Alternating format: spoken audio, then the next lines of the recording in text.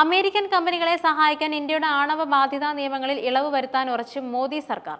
പ്രധാനമന്ത്രി നരേന്ദ്രമോദിയും US president Donald ട്രംപും വ്യാഴാഴ്ച രാത്രി ചർച്ചകൾ ആരംഭിച്ച് അടുത്ത 7 മുതൽ 8 മാസത്തിനുള്ളിൽ പരസ്പരം പ്രയോജനകരമായ ഒരു ഉഭയകക്ഷി വ്യാപാര കരാർ അന്തിമമാക്കാൻ സമ്മതിച്ചു.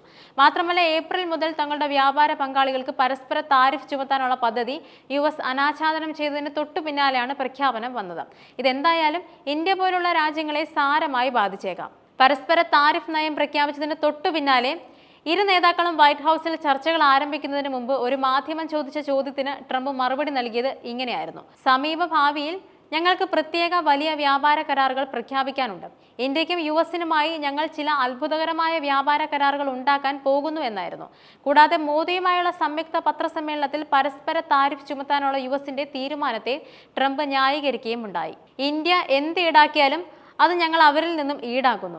അതുകൊണ്ട് തന്നെ അവർ എന്ത് ഈടാക്കുന്നു എന്നത് ഞങ്ങൾക്ക് അത്ര പ്രശ്നമല്ല എന്ന രീതിക്കായിരുന്നു. പക്ഷേ അവരുടെ താരിഫ് വളരെ ഉയർന്നതാണെന്ന വസ്തുതയെക്കുറിച്ച് എൻ്റെ ആദ്യ ടൈമിൽ ഞാൻ ഇന്ത്യയുമായി ചർച്ച നടത്തിയിരുന്നുവെന്നും എനിക്ക് ഒരു ഇളവ് നേടാൻ കഴിഞ്ഞില്ല എന്നും ഞങ്ങളത് എളുപ്പവഴിയിൽ ചെയ്യാൻ പോകുവാണെന്നും അദ്ദേഹം പറഞ്ഞു. കൂടാതെ നിങ്ങൾ എന്ത് ഈടാക്കിയാലും ഞങ്ങളും ഈടാക്കും.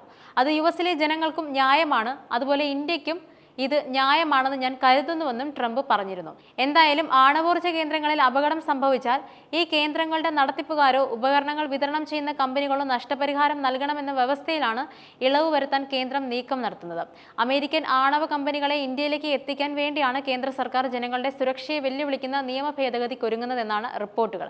2010-ലെ civil liability for nuclear damage ആക്ടിലാണ് കേന്ദ്രം മാറ്റങ്ങൾ വരുത്താൻ ഉദ്ദേശിക്കുന്നത്. ഇതിനായി കരട് ബിൽ തയ്യാറാക്കിയെന്ന് കേന്ദ്ര സർക്കാർ വൃത്തങ്ങൾ വെളിപ്പെടുത്തിയതായി വാർത്താ ഏജൻസികൾ റിപ്പോർട്ട് ചെയ്തു.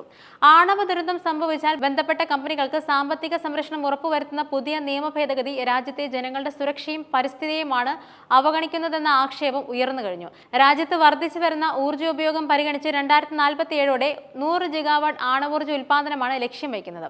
ആണവ റിയാക്ടറുകളിൽ എന്തെങ്കിലും അപകടങ്ങൾ ഉണ്ടായാൽ അതിന് ഇരയാകേണ്ടി വരുന്നവർക്ക് നഷ്ടപരിഹാരം നൽകാൻ നിലവിലെ നിയമപ്രകാരം കമ്പനികൾ ബാധ്യസ്ഥരാണ്. ഇതിൽ ഭേദഗതി വരുത്തി കമ്പനികളുടെ സാമ്പത്തിക ബാധ്യതകൾക്ക് പരിധി നിശ്ചയിച്ചുള്ള മാറ്റമാണ് സർക്കാർ ഉന്നം വെക്കുന്നത്. ആണവോർജ്ജ മേഖലയിൽ മുന്നിൽ നിൽക്കുന്നത് അമേരിക്കൻ കമ്പനികളാണ്. General electric, vesting house electric തുടങ്ങിയ കമ്പനികളാണ് ഈ മേഖലയിൽ മുമ്പന്തിയിലുള്ളത്. ഈ കമ്പനികൾക്ക് ഇന്ത്യയിൽ കൂടുതൽ നിക്ഷേപം നടത്താൻ അവസരമൊരുക്കുന്നതിന് പുറമെ നമ്മുടെ ആണവോർജ്ജ ഉൽപാദന ലക്ഷ്യം കൈവരിക്കാനാണ് ശ്രമിക്കുന്നതെന്നാണ് സർക്കാർ ഭാഷ്യം. 2030-ൽ ഇന്ത്യ അമേരിക്ക വാണിജ്യ നിരക്ക് $50,000 കോടി ഉയർത്തുകയെന്ന ലക്ഷ്യവും പുതിയ നീക്കത്തിന് പിന്നിലുണ്ട്. 1984-ലെ ഭോപ്പാൽ വിഷവാതക ദുരന്തത്തിൽ അമേരിക്കൻ കമ്പനിയായ യൂണിയൻ കാർബൈഡ് $470 ദശലക്ഷം നഷ്ടപരിഹാരമായി നൽകേണ്ടി വന്നത്. സമാന ദുരന്തമുണ്ടായാൽ കമ്പനികൾ നൽകേണ്ട നഷ്ടപരിഹാരത്തിൽ ഇളവ് വരുത്തി അമേരിക്കൻ വിധേയത്വം സ്ഥാപിക്കാനാണ് മോദി സർക്കാരിന്റെ നീക്കം.